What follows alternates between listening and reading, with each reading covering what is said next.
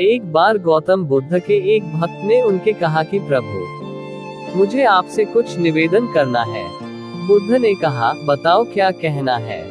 भक्त ने बुद्ध से कहा कि प्रभु, मेरे वस्त्र पुराने हो चुके हैं और अब ये धारण करने योग्य नहीं है। आप कृपया मुझे नए वस्त्र देने का कष्ट करें। बुद्ध ने देखा कि सचमुच में भक्त के वस्त्र बहुत पुराने और पूरी तरह से जीर्ण हो चुके थे। इतना ही नहीं, कपड़े जगह जगह से घिस भी चुके थे। बुद्ध ने तुरंत अपने भक्त को एक नया वस्त्र देने का आदेश दिया।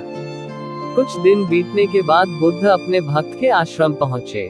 बुद्ध ने उससे पूछा कि क्या अब तुम अपने नए वस्त्रों में आरामदायक महसूस कर रहे हो? क्या तुम्हें और भी किसी चीज की जरूरत है तो बताओ। भक्त ने कहा, धन्यवाद प्रभु, मैं इन वस्त्रों में बहुत आराम महसूस कर रहा हूँ। मुझे इसके अलावा और वस्त्रों की फिलहाल आवश्यकता नहीं है। बुद्ध बोले कि अब जब तुम्हें नए वस्त्र मिल गए हैं तो तुमने अपने पुराने वस्त्रों का क्या किया? भक्त ने बुद्ध से कह कि मैंने अब उसे ओढ़ने के लिए प्रयोग कर रहा हूँ। बुद्ध बोले, तो फिर तुमने अपनी पुरानी ओढ़नी का क्या किया? भक्त ने कहा, जी मैंने उसे खिड़की पर पर्दे की तरह लगा दिया है, क्योंकि पर्दे पुराने हो गए थे। बुद्ध ने फिर से भक्त से पूछा कि तो क्या तुमने पुराने पर्दे फेंक दिए? भक्त ने कहा, नहीं नहीं प्रभु, मैं तो पर्दे के टुकड़े कर उसे रसोई में गर्म पतीलों को आग से उतारने के लिए इस्तेमाल कर रहा हूँ। बुद्ध ने कहा, ओह, तब तो फिर रसोई के पुराने कपड़े को तुमने फेंक दिया होगा। भक्त ने कहा, अब मैं रसोई के कपड़े को पोछा लगाने के लिए प्रयोग करूंगा। बुद्ध बोले, तो तुम्हारा पुराना पोछा क्या हुआ? भक्त ने कहा, प्रभु, वो बहुत तार तार हो चुका था और उसका कुछ नहीं किया जा सकता था। इसलिए मैंने उसके एक एक धागे निकालकर अलग कर दिए और बत्तियां बनाकर तैयार कर ली।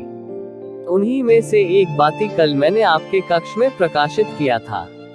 बुद्ध अपने भक्त से बहुत प्रसन्न हुए, क्योंकि भक्त में यह समझ थी कि पुरानी वस्तुओं का कहां और कैसे प्रयोग किया जा सकता है।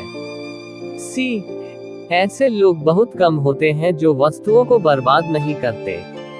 आज लोग एक कपड़े को 1 से 2 बार पहनकर हटा कर देते हैं।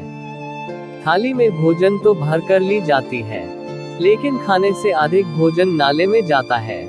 आज आधुनिक युग में हमें ऐसी ही समझ की जरूरत है, लेकिन निराशावश हम ऐसे दौर में हैं, जहां पुराने कपड़ों का पोछा बनाने वालों पर मीम बनाई जाती है। आप पुराने कपड़ों का भले ही पोछा न बनाएं, लेकिन वस्तु की उपयोगिता को समझें और उपयोग की जाने वाली चीजों को नष्ट करने से बचें। फिर चाहे वो पुराने वस्त्र हो, भोजन हो, जल हो या अन्य कोई भी चीज। इस बात का ध्यान रखें कि प्रकृति और जीवन में मिला सब कुछ धन्य और अमूल्य है।